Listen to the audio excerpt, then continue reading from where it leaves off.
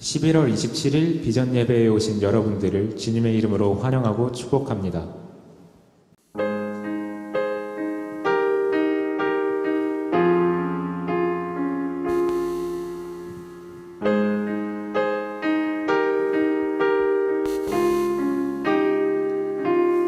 온 땅의 주인 되신 주님이 내 이름 아시며 상한 맘 돌보네. 어둠을 밝히시는 새벽별 방황하는 내 맘 주의 길 비추시네. 나로 인함이 아닌 주가 행하신 일로 나의 행함이 아닌 오직 주로 인하여 나는 오늘 피었다 지는 이름 없는 꽃과 같네. 바다에 있는 파도 안개와 같지만 주는 나를 붙드시고 부르짖음 들으시며 날 귀하다 하시네. 주님은 나의 죄를 보시고 사랑의 눈으로 날 일으키시네. 바다를 잠잠하게 하시듯 내 영혼의 폭풍 고요케 하시네. 나로 인함이 아닌 주가 행하신 일로 나의 행함이 아닌 오직 주로 인하여 나는 오늘 피었다 지는 이름 없는 꽃과 같네. 바다에 있는 파도 안개와 같지만 주는 나를 붙드시고 부르짖음 들으시며 날 귀하다 하시네.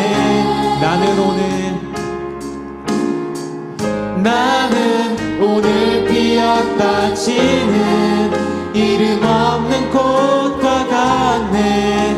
바다에 있는 파도 안개와 같지만 주는 나를 붙드시고 부르짖음 들으시며 날 귀하다 하시네.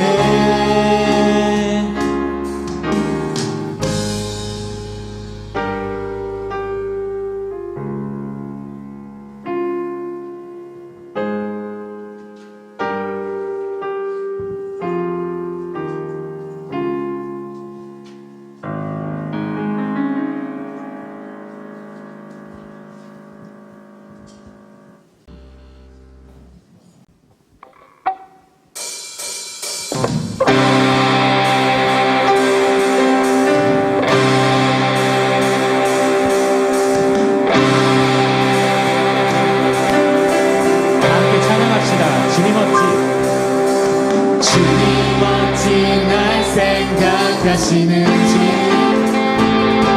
들으시는지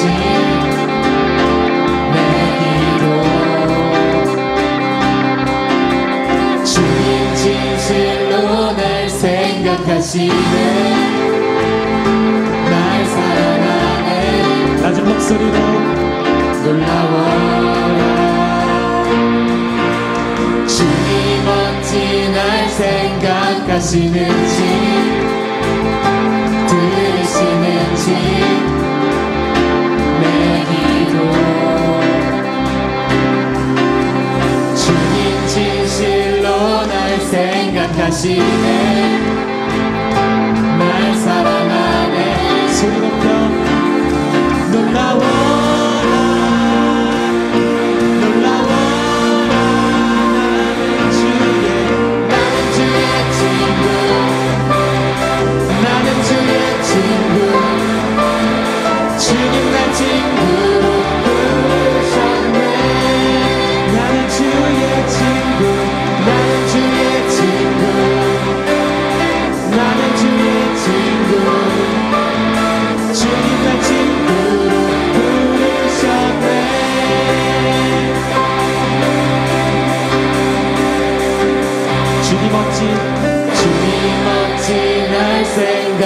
하시는지 들으시는지 내 기도 주님 진실로 날 생각하시네 날 사랑하네 놀라워라 놀라워라 한 번 더 놀라워라 나는 주의 친구 나는 주의 친구 주님 날 친구로 부르셨네 나는 주의 친구 나는 주의 친구 나는 주의 친구 주님 날 친구로 부르셨네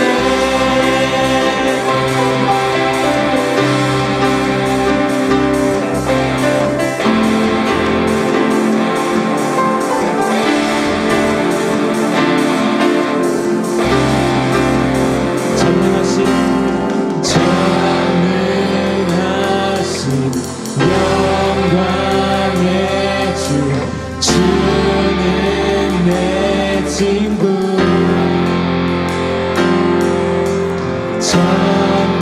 전능하신 영광의 주 주는 내 친구 전능하신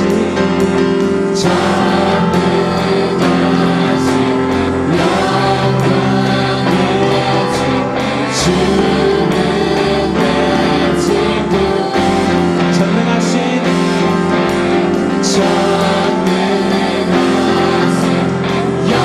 영광의 주 주는 내 친구 나는 주의 친구 나는 주의 친구 주님 내 친구로 부르셨네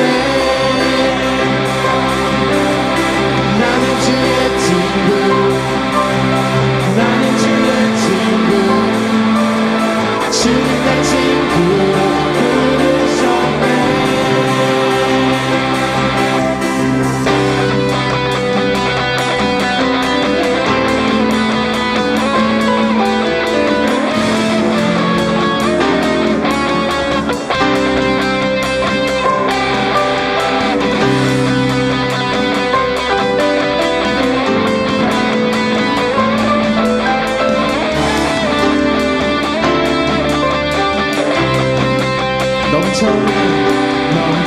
넘쳐흐르는 용서받은 영혼 이제 주를 보내 우린 멈출 수 없어 넘쳐흐르는 용서받은 영혼 이제 주를 보내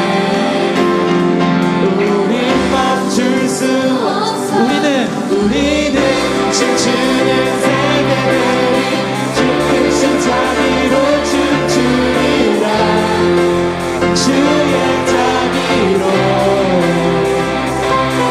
주 영광 외치는 세대들이 놀라운 주 영광 외치리라 주의 영광을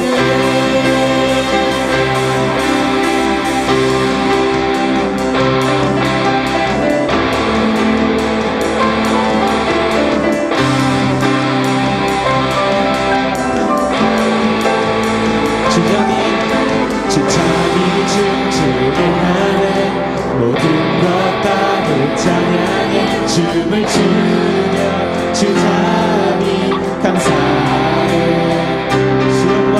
주 영광 외치게 하네 온 땅에서 주 높이며 주의 영광 소리쳐 찬양해 넘쳐흐르는 용서받은 영혼 이제 주를 보내 우린 멈출 수 없어 넘쳐흐르는 용서받은 영혼 이제 주를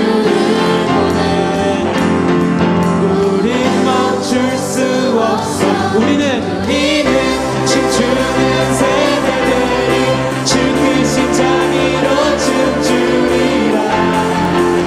주의 자비로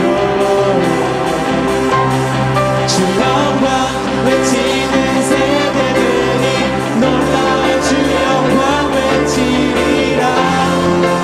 주의 영광을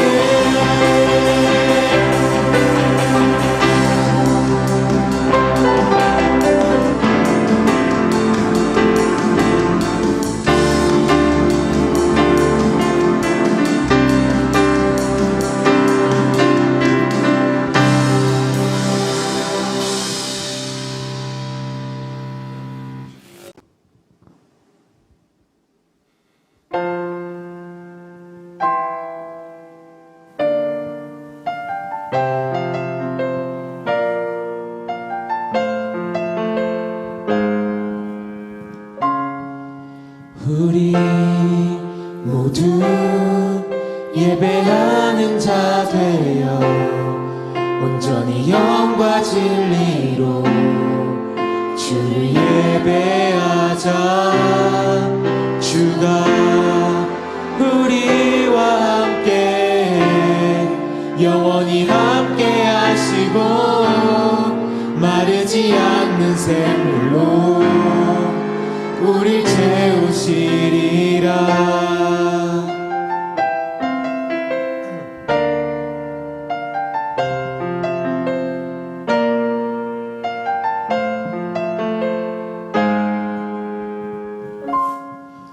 우리 모두 예배하는 자 되어 온전히 영과 진리로 주를 예배하자.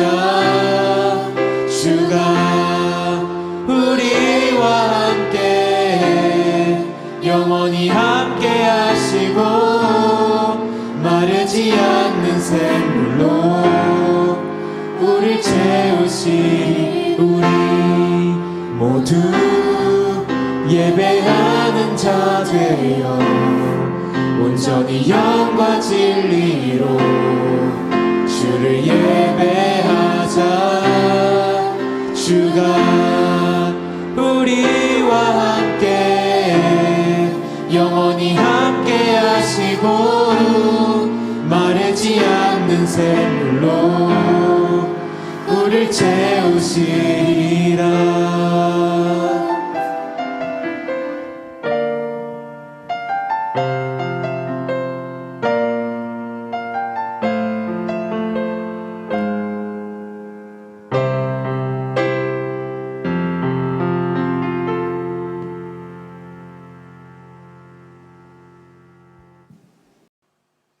하나님은 여기시니 예배하는 자가 영과 진리로 예배할지니라.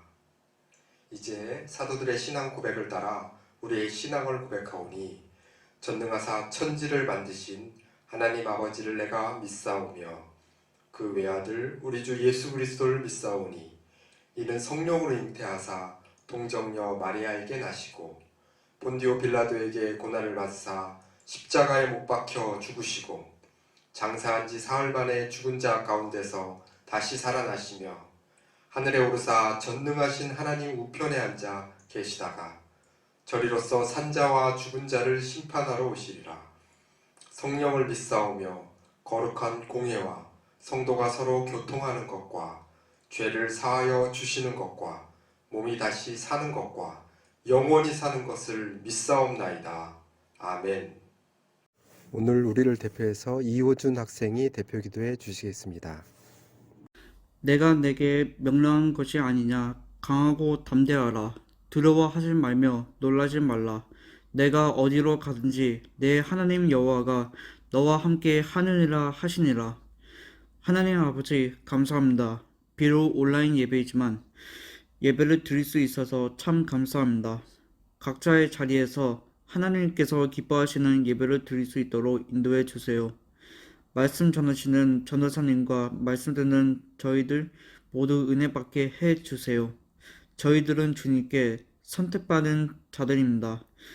하나님의 자녀로 살면서 구별되게 하시고 늘 저희와 함께 하시는 하나님을 기억하고 어려움이 있거나 슬픔이 있을 때 낙심하거나 포기하지 않고 우리와 늘 함께 하시는 하나님을 기억하게 해 주세요. 이번 주도 주님이 주시는 힘으로 잘 살아가게 인도해 주세요. 이 모든 말씀은 예수님의 이름으로 기도합니다. 아멘. 그 후에 예수께서 디베라 호수에서 또 제자들에게 자기를 나타내셨으니 나타내신 일은 이러하니라. 시몬 베드로와 디두모라 하는 도마와 갈릴리 가나 사람 나다나엘과 세베대의 아들들과 또 다른 제자 둘이 함께 있더니 시몬 베드로가 나는 물고기나 잡으러 가겠어. 우리도 함께 가겠소라고 그들이 시몬에게 말했고 나가서 배에 올랐으나 그날 밤에 아무것도 잡지 못하였더니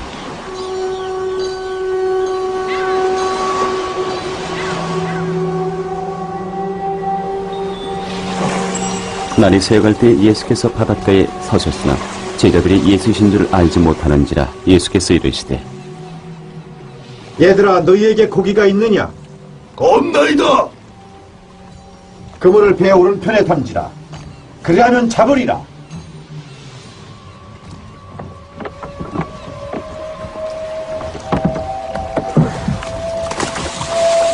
하시니 이에 던졌더니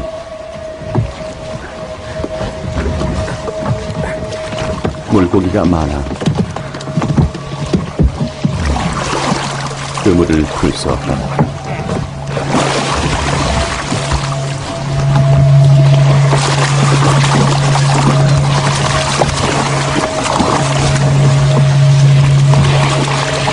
예수께서 사랑하시는 그 제자가 베드로에게 이르되 주님이시다.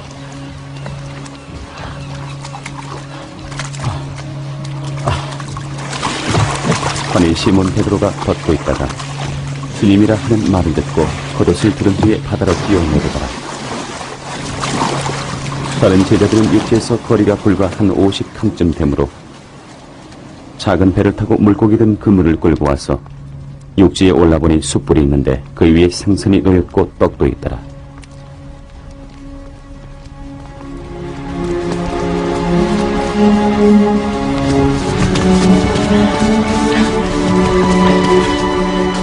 지금 잡은 생선을 좀 가져오라. 시몬 베드로가 올라가서 그물을 육지에 끌어올리니 가득히 찬 큰 물고기가 153마리라. 이같이 많으나 그물이 찢어지지 아니하였더라. 예수께서 이르시되 와서 조반을 먹으라. 하시니 제자들이 주님이신 줄 아는 고로 당신이 누구냐라고 감히 묻는 자가 없더라. 예수께서 가셔서 떡을 가져다가 그들에게 주시고 생선도 그와 같이 하시니라.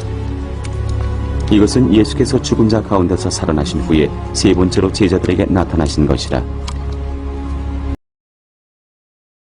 21장은 예수님께서 본래 성자 하나님으로서 절대 신성을 가지신 존재였으나 하나님이 태초부터 세우신 구속의 법에 따라서 우리의 죄를 대속하시기 위해 사람의 모습으로 성육신하여 오신 그리스도이심을 입증함으로써 결국 예수의 그리스도직과 예수 안에서의 우리의 구원의 절대성을 확증하기 위해서 기록된 요한복음의 결말에 해당되는 부분입니다.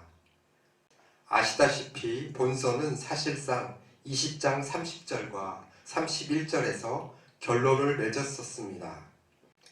그렇다면 21장은 어떻게 보면 좋을까요? 첫 번째는 그리스도의 부활의 확실성을 한 번 더 강조함으로써 요한복음의 독자로 하여금 그리스도의 복음에 대해서 더욱 확신을 갖게 하도록 하기 위함입니다.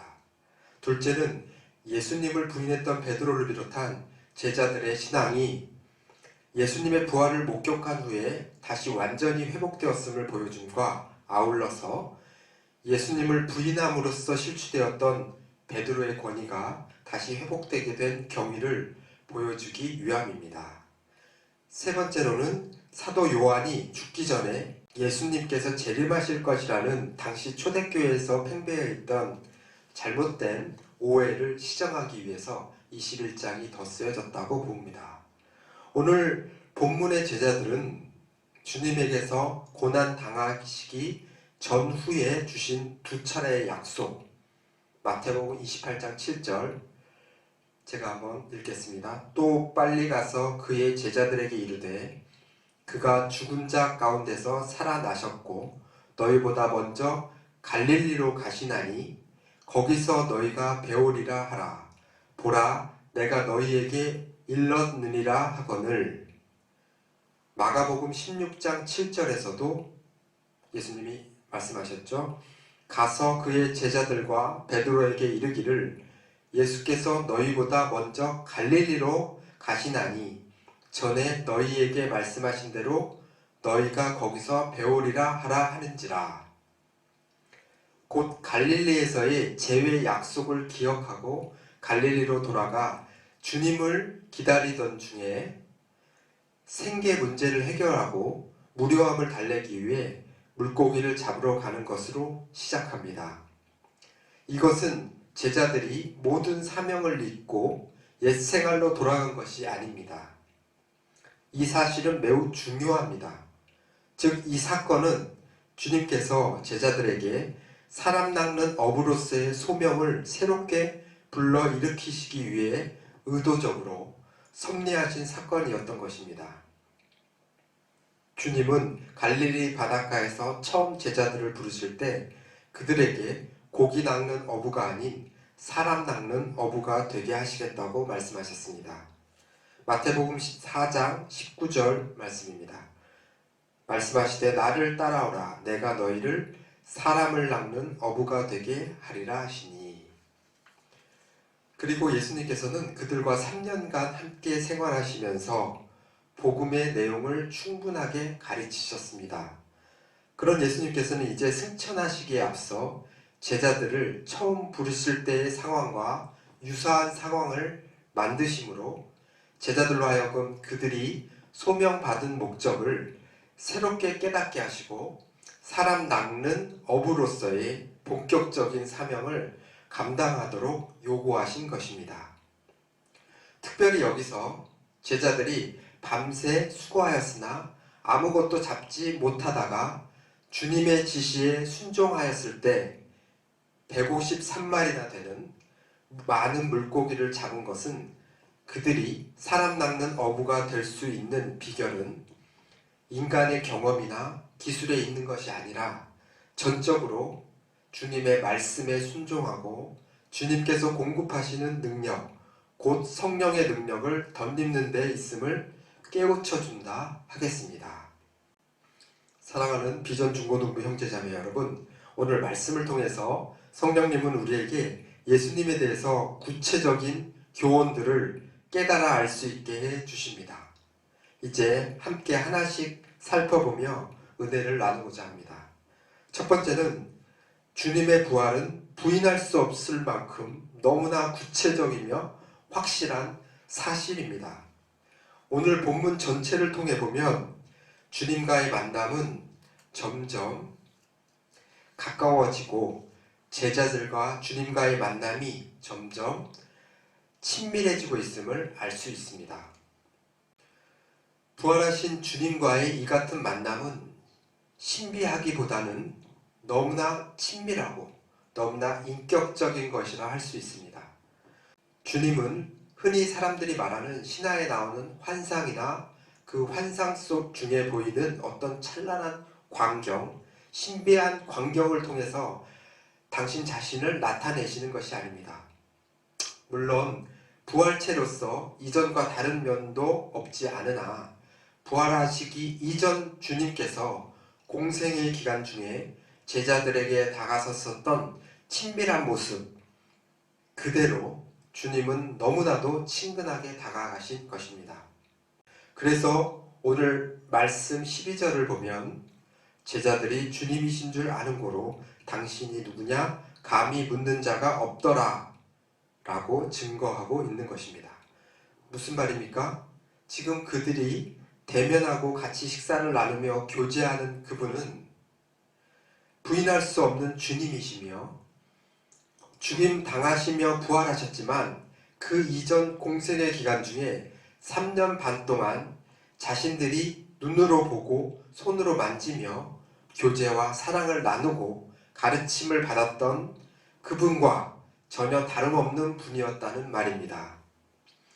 제자들 눈에 비춰진 주님은 순환당하시고 죽임을 당하셨으며 부활하셨지만 여전히 자신들이 과거 배웠던 그처럼 친밀하고 자상하신 주님이셨던 것입니다.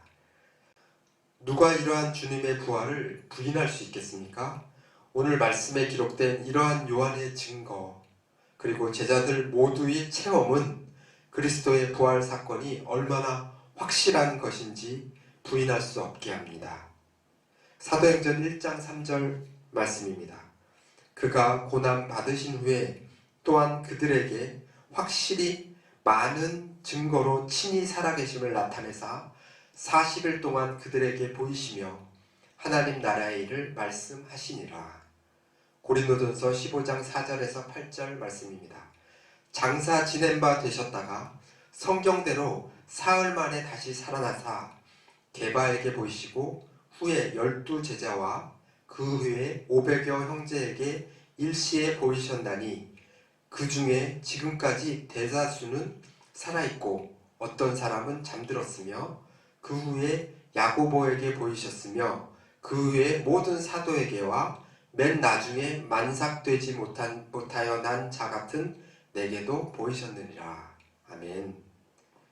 두 번째로 성도가 각자의 경험을 함께 나누는 것은 유익한 일입니다.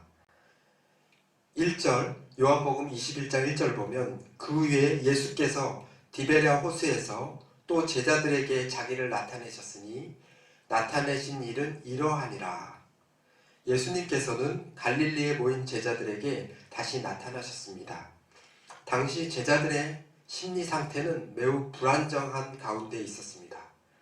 그들이 비록 주님의 부활을 목격했다고는 하지만 그들은 장차 일이 어떻게 진행될지 몰라 막연한 불안감으로 불안정한 생활을 하고 있었으며 따라서 그들에게는 주님이 도우시는 따뜻한 손길이 절실히 요청되었습니다. 그러므로 주님은 그들의 형편과 처지를 세심하게 살피시고 그들을 도우시기 위해 이렇게 다시 나타나신 것입니다. 실로 주님은 자기의 백성들이 믿음에 견고히 서서 각자의 몫에 충실하도록 돕기 위해 역사하시며 그것은 언제나 동일합니다.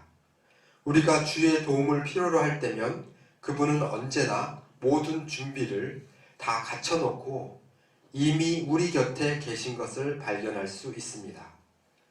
그러므로 하나님의 자녀는 주변 환경과 여건이 열악하고 어떠한 도움도 기대하기 힘든 어려운 상황에 처하게 되더라도 낙심해서는 안 됩니다. 우리의 형편과 처지를 세심하게 아시는 주께서 가장 가까운 곳에서 도우시려고 기다리십니다.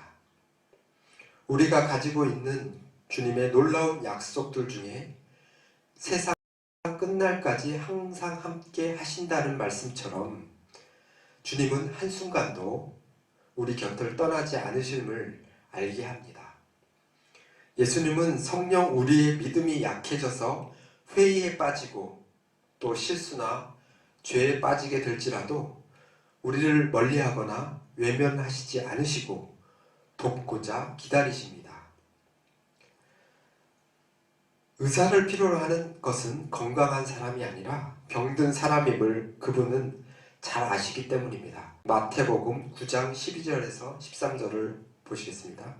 예수께서 들으시고 이르시되 건강한 자에게는 의사가 쓸데없고 병든 자에게라야 쓸데가 있으니라. 너희는 가서 내가 긍휼을 원하고 제사를 원하지 아니하노라 하신 뜻이 무엇인지 배우라. 나는 의인을 부르러 온 것이 아니요 죄인을 부르러 왔노라 하시니라. 아멘. 건강한 사람에게는 의사가 필요하지 않습니다. 여기서 우리는 두 가지 사실을 깨닫습니다. 하나는 우리의 처지가 어떠하든지 아직 절망하기에는 이르다는 것이고 또 하나는 언제든지 도움이 필요한 사람들을 우리가 외면해서는 안 되겠다는 것입니다. 흔히들 자기보다 형편이 낮고 자신에게 도움이 될 수 있는 이들은 가까이 하면서도 그렇지 못한 이들은 외면하는 경향이 있는데, 이것은 하나님의 자녀가 추구해서는 안 되는 생활 방식입니다. 예수님의 마음을 가진 이들은 도움을 받을 만한 사람이 아니라 도움을 줄 수 있는 사람을 찾는 법입니다. 공경에 처한 이들을 도울 힘이 충분히 있는데도 외면하는 사람은 결코 참 그리스도인이라고 볼 수 없습니다. 만약 우리가 주님께 도움을 청할 때 우리가 어려운 사람을 외면한 것처럼 주님도 우리를 외면하신다면 어떻겠습니까? 그러므로 우리는 어떠한 처지에서도 주님께서 우리를 돕기 위해 곁에서 기다리신다는 사실을 깨달아 더욱 믿음에 견고히 설 뿐 아니라 우리의 도움을 필요로 하는 사람의 부르짖음을 결코 외면하지 말아야 하겠습니다. 출애굽기 3장 7절과 8절입니다. 여호와께서 이르시되 내가 애굽에 있는 내 백성의 고통을 분명히 보고 그들이 그들의 감독자로 말미암아 부르짖음을 듣고 그 근심을 알고 내가 내려가서 그들을 애굽인의 손에서 건져내고 그들을 그 땅에서 인도하여 아름답고 광대한 땅, 젖과 꿀이 흐르는 땅, 곧 가나안 족속, 헷 족속, 아모리 족속, 브리스 족속, 히위 족속, 여부스 족속의 지방에 데려가려 하노라. 마태복음 6장 32절입니다. 이는 다 이방인들이 구하는 것이라. 너희 하늘 아버지께서 이 모든 것이 너희에게 있어야 할 줄을 아시느니라. 아멘. 세 번째로, 성도가 각자의 경험을 함께 나누는 것은 유익한 일입니다. 2절을 보면 시몬 베드로와 디두모라 하는 도마와 갈릴리 가나 사람 나다니엘과 세베대의 아들들과 또 다른 제자 둘이 함께 있더니, 베드로를 포함해서 7명의 제자가 한 곳에 모여 있다고 하였습니다. 이렇게 그들이 한 곳에 모여 있었던 것에 대해서는 그들은 주님의 명령에 따라 주님을 만나기 위해 기다리며 그들이 체험한 신비한 경험, 곧 주님의 부활 사건에 대해 서로 이야기를 나누기 위함이었다고 보는 것이 합당합니다. 아마도 그들이 경험한 주님의 부활이 너무나도 놀랍고 신비스러운 일이었으므로 그것에 대해, 그리고 앞으로의 일에 대해 진지하게 논의하고 싶었던 것이었을 것입니다. 이처럼 하나님의 자녀들에게는 각자의 경험을 나누는 교제의 시간이 필요합니다. 하나님은 한 분이시지만 그 역사는 다양하시기 때문에 이러한 교제를 통해서 그분이 역사하시는 방법들을 이해할 수 있는 것입니다. 영적 나눔을 소홀히 하거나 외면하는 이들은 자칫 독단에 빠지기 쉬우며 하나님의 역사가 분명함에도 자신이 생각하는 것과 다르다는 이유로 사탄의 역사로 단정하는 잘못을 범하게 되기 쉽습니다. 초대 예루살렘 교회의 특징 가운데 하나가 교제를 힘쓴 것임을 우리는 잘 압니다. 사도행전 2장 45절에서 47절 말씀입니다. 또 재산과 소유를 팔아 각 사람의 필요에 따라 나눠주며 날마다 마음을 같이하여 성전에 모이기를 힘쓰고 집에서 떡을 떼며 기쁨과 순전한 마음으로 음식을 먹고 하나님을 찬미하며 또 온 백성의 칭송을 받으니 주께서 구원받는 사람을 날마다 더하게 하시니라. 우리는 주께서 나에게 주시는 모든 것은, 그것이 영적인 것이든 물질적인 것이든 모두 다른 이들과 함께 나누라고 주시는 것임을 항상 유념하고 나눔을 실천해야 합니다. 교회라는 공동체 안에서의 이러한 나눔이 영적 성숙을 도와주면 물론이고 잘못된 신앙이나 사상에 빠질 위험을 막아줍니다. 이렇게 나눔의 교제가 풍성할 때 성도 하나하나가 자신의 책임과 역할에 충실할 수 있을 뿐 아니라 그리스도의 몸인 교회를 더욱 든든히 서가게 할 것입니다. 요한일서 1장 3절입니다. 우리가 보고 들은 바를 너희에게 전함은 너희로 우리와 사귐이 있게 하려 함이니 우리의 사귐은 아버지와 그의 아들 예수 그리스도와 더불어 누림이라. 아멘.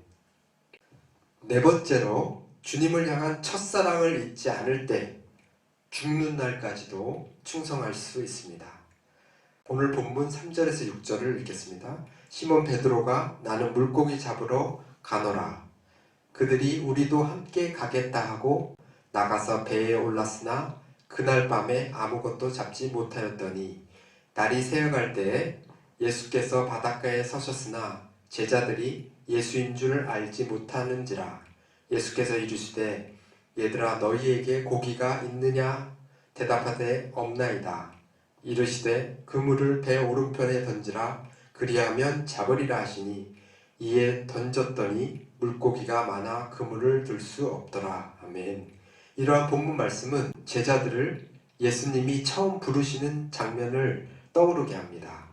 누가복음 5장을 보면 주님께서 제자들을 처음 만나시는 장면이 소개됩니다. 제자들은 그날 있었던 이 놀라운 사건 그리고 주님과의 첫 만남을 결코 잊을 수가 없었을 것입니다. 그런데 그때와 동일한 사건을 부활 이후 제자들에게 다시 이루어 주신 것입니다. 주님이 이렇게 하신 것은 처음 소명을 회복시키기 위함이며 주님과의 첫 만남, 첫사랑을 상기시키고 그것을 보다 확고하게 간직하게 하기 위함이라 할 수 있습니다. 이는 주님을 향한 첫사랑을 간직하는 것이 장차 온 세상에 나가 십자가 부활의 복음을 증거하며 주님이 다시 오심을 예비케 해야 할 제자들에게 너무나도 절실하게 요구되는 것이기 때문입니다. 여러분, 오늘 말씀처럼 소중한 주님을 향한 첫사랑의 마음을 잃어버렸거나 떨어뜨렸다면 다른 모든 것에 앞서 그것을 회복하시기 바랍니다. 다시금 처음 만남의 새로움, 처음 사랑의 뜨거움을 회복하며 그것을 여러분 심령 가장 깊숙한 곳에 간직하시기 바랍니다. 주님을 향한 우리의 사랑이 분명하다면 우리는 날로 새로운 주님의 은혜와 사랑을 체험하게 될 것이며 세상 그 무엇도 끊을 수도 막을 수도 없는 그 큰 사랑으로 인하여 넉넉히 세상을 이길 수 있을 것입니다. 그리하여 마지막 날 우리를 그토록 사랑하시는 주님 앞에 다시 설 그날까지 우리에게 주신 사명의 길, 헌신의 길을 다름질할 수 있을 것입니다. 마태복음 24장 12절과 13절입니다. 불법이 성함으로 많은 사람의 사랑이 식어지리라. 그러나 끝까지 견디는 자는 구원을 얻으리라. 요한계시록 2장 4절과 5절입니다. 그러나 너를 책망할 것이 있나니 너의 처음 사랑을 버렸느니라. 그러므로 어디서 떨어졌는지를 생각하고 회개하여 처음 행위를 가지라. 만일 그리하지 아니하고 회개하지 아니하면 내가 내게 가서 내 촛대를 그 자리에서 옮기리라. 아멘. 사랑하는 비전 중고등부 형제자매 여러분, 우리는 종종 주님의 은혜를 말하고 그분의 일에 헌신하기를 다짐하면서도 자질구레하고 덜 중요한 세상 일들에 마음을 뺏기는 경우가 허다합니다. 이것은 하나님의 자녀들에게 본분에 어울리지 않는 삶의 방식입니다. 주의 제자들에게 그들 나름대로의 해야 할 일들, 곧 그들에게 주신 주님의 명령이 있었듯이 오늘 우리 하나님의 자녀들도 마찬가지입니다. 우리에게는 각자가 감당해야 할 귀한 사명이 있으며 이것을 찾아서 충실히 감당해야 하는 것이 최선의 삶입니다. 따라서 우리는 우리의 시선을 세상의 잡다한 일들이 아니라 예수님에게 고정시키고 그분이 요구하시는 바가 무엇인지에 관심을 집중해야 하겠습니다. 흘러가는 시간을 그냥 떠내려가도록 방치해서는 안 되겠습니다. 오늘 우리에게 주시는 이 말씀을 믿고 힘을 얻어서 기쁘고 승리하는 한 주간의 삶을 사시길 축복하고 소망합니다. 기도하시겠습니다. 사랑과 은혜로 우리를 부욕케 하시는 좋으신 하나님, 부활하신 예수님이 제자들에게 나타내심을 통하여 기쁨과 평강을 주신 것처럼 진리인 성경을 통하여 저희의 믿음을 더욱 굳건히 하여 주셔서 감사합니다.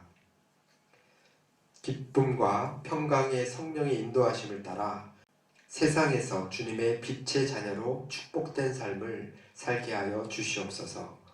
주님, 코로나로 인해서 교회에서 비전 예배가 중단된 이러한 상황에서도 어렵지만 주님 도와주셔서 온라인 예배를 잘 드릴 수 있는 인도하심과 지혜를 더하여 주시옵소서.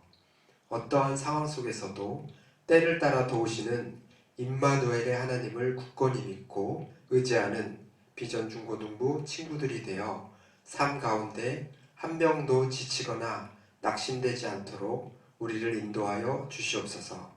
세상에 비치시며 선한 목자 되시는 예수님의 이름으로 기도합니다. 아멘. 모든 시선을 주님께 드리고 살아계신 하나님을 느낄 때 내 삶은 주의 역사가 되고 하나님이 일하기 시작하네.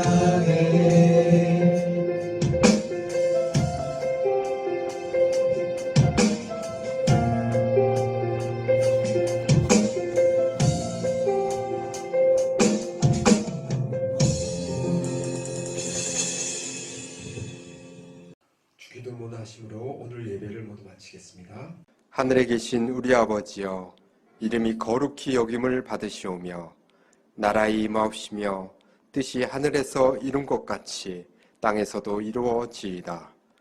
오늘날 우리에게 일용할 양식을 주옵시고 우리가 우리에게 죄 지은 자를 사하여 준 것 같이 우리 죄를 사하여 주옵시고 우리를 시험에 들게 하지 마옵시고 다만 악에서 구하옵소서. 나라와 권세와 영광이 아버지께 영원히 있사옵나이다. 아멘.